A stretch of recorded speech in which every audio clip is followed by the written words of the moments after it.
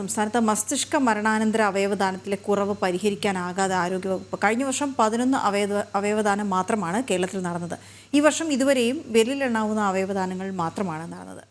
രശ്മി കാർത്തിക വിവരങ്ങൾ വായിച്ചിരുന്നു. രശ്മി, അത് എന്തുകൊണ്ട് എന്ന് വ്യക്തമായിട്ടുണ്ടോ? പഠനങ്ങൾ നടക്കുന്നുണ്ടോ?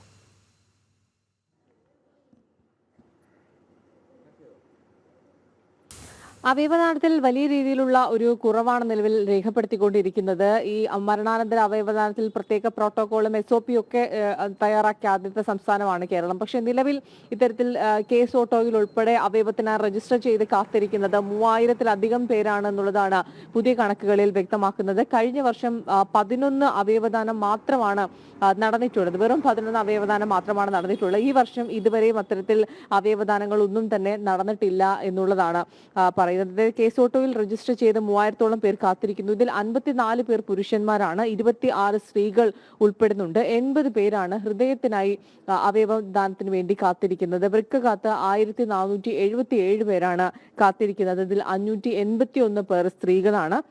ആകെ 2058 പേർ കാത്തിരിക്കുന്നുണ്ട്. അതോടൊപ്പം കരൾ മാറ്റിവെക്കലിന് രജിസ്റ്റർ ചെയ്തിട്ടുള്ളത് 345 പേരാണ്. 345 പുരുഷന്മാരാണ്. ഇതിൽ 47 സ്ത്രീകളുണ്ട്. ആകെ 392 പേർ കാത്തിരിക്കുന്നു. ശ്വാസകോശത്തിനായി ഒരാളും അതോടൊപ്പം തന്നെ പാൻക്രിയാസിനായി 2 പേരും ചെറുകുടൽ കാത്ത് 3 പുരുഷന്മാരും കാത്തിരിക്കുന്നുണ്ട്.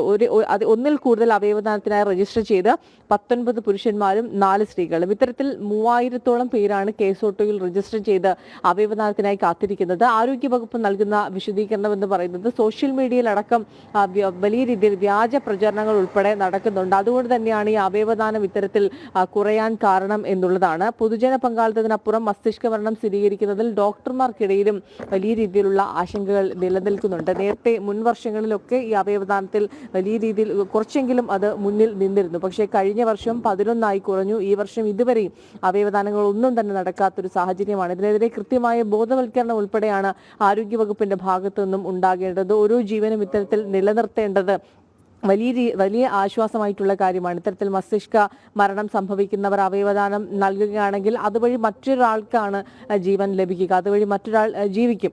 അത് വളരെ കാരുണ്യത്തോടുകൂടി നേരത്തെ മുൻ വർഷങ്ങളിലൊക്കെ ചെയ്തിരുന്നൊരു കാര്യമാണ്. പക്ഷേ ഇപ്പോൾ അത് വലിയ രീതിയിൽ കുറഞ്ഞിരിക്കുന്നു. കഴിഞ്ഞ വർഷം വെറും 11 ഈ വർഷം ഇതുവരെയും അത്തരത്തിൽ അവയവദാനങ്ങളൊന്നും തന്നെ നടന്നിട്ടില്ല. 3000-ലധികം പേർ കാത്തിരിക്കുന്നു എന്നുള്ളത് ഏറെ വേദനയുള്ള കാര്യമാണ്. ഇതിൽ ബോധവൽക്കരണ പരിപാടികൾ ഉൾപ്പെടെ നടത്തുന്നതിൽ ആരോഗ്യവകുപ്പിന്റെ ഭാഗത്തുനിന്നുണ്ടാകുന്നത് വലിയ വീഴ്ചയാണെന്നുള്ളതാണ് നമുക്ക് മനസ്സിലാക്കാൻ കഴിയുന്നത്. വീണ.